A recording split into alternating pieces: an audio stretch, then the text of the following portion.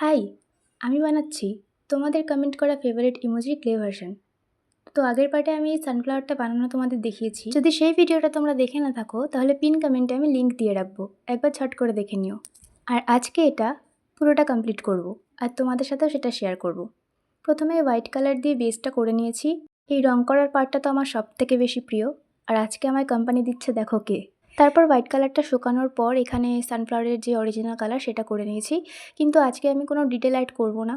আমি চাইছি না যে এটা একটু রিয়েলিস্টিক দেখতে লাগুক, আমি চাইছি একটু কার্টুনিশ রাখতে পুরো ব্যাপারটা, তাতে একটু কিউট সুন্দর দেখতে লাগে। আর এটা কমপ্লিট হয়ে যাওয়ার পর ফুল লুকটা দেখার জন্য যে আমি কি অপেক্ষা করে বসে আছি আমি নিজেও জানি না যে শেষ হওয়ার পর ব্যাপারটা কতটা সুন্দর লাগবে বা আদৌ সুন্দর লাগবে কি না।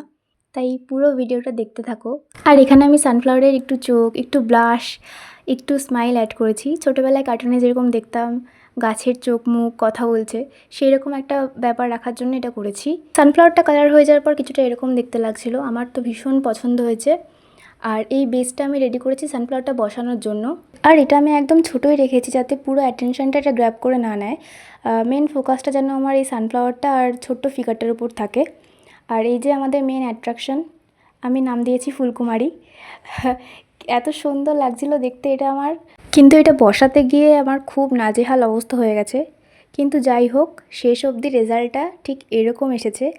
আমার তো ভীষণ পছন্দ হয়েছে, তোমাদের কেমন লাগলো জানিও।